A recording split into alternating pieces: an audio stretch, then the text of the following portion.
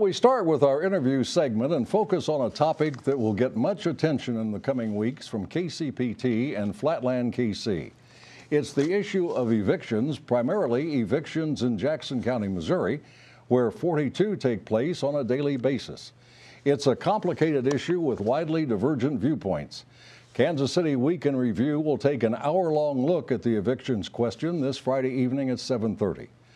Joining me to talk about the issue now is one of the journalists working on the evictions project, documentarian Michael Price. Michael, welcome back to Ruckus. Good to see you. Thank you very much. Good to see you. And you've done a couple of well-received documentaries in the past year or two here, Our Divided City and Water Rates and Rivers.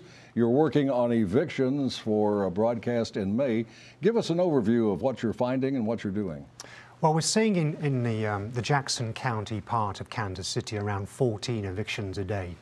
It is an issue. I'm going to be spending time and giving the audience the chance to spend time with people facing eviction, the human stories behind those stats. But I also want to give the audience a chance as well to spend time with the landlords. Not all landlords are rogue landlords.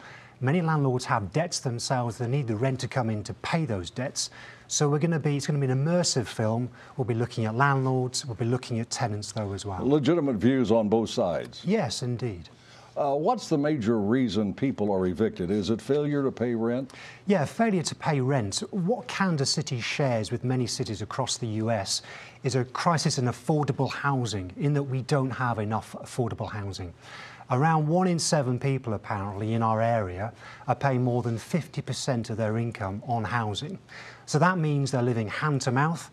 Any slight financial knock to their finances means that they can't pay their rent, and so they may end up facing eviction.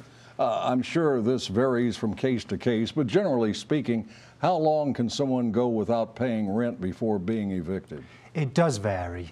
I've been focusing so far on Jackson County and its court system, and there things can seem to move quite quickly. Once the eviction notice has been put in place, landlords are able to move things along quite quickly, and tenants there I'm seeing are being processed by the courts at least within a couple of weeks.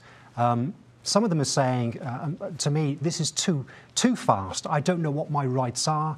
Where do I get a lawyer? I'm not being given enough time in order to put in place my own defense. Is there any kind of program established by Jackson County or Kansas City, Missouri, to deal with these people once they're evicted? Say a family is evicted, what happens to them?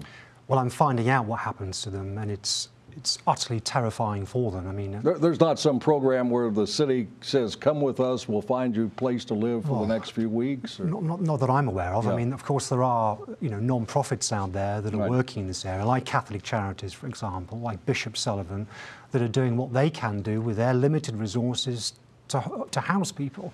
But some of these people who are evicted, some of these families end up in homeless shelters, living in cars, living in motels.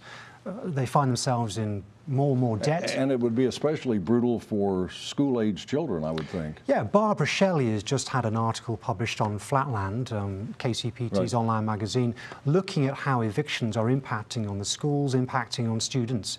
It does disadvantage students when they have to move from school to school as their family is evicted. You were at the event, I believe, last Friday when KCPT and the library invited people to come in and talk about evictions in the area. What's your sense of what happened? There's a lot of concern out there, and there's a lot of passion about it. There's a lot of concern about housing more generally. Gentrification is something that people want to talk about. Explain that.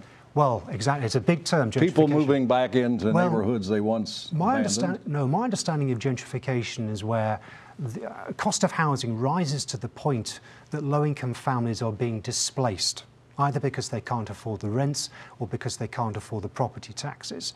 There are parts of the city where arguably gentrification is starting to be seen.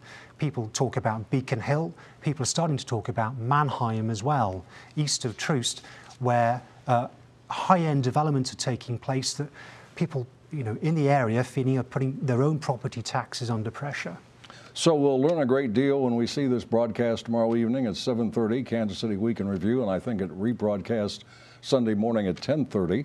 And we'll look forward to your program coming in late May about evictions in the metro area. Michael, thank you very much. Great to see you again. Great to see you. Thank you, Mike.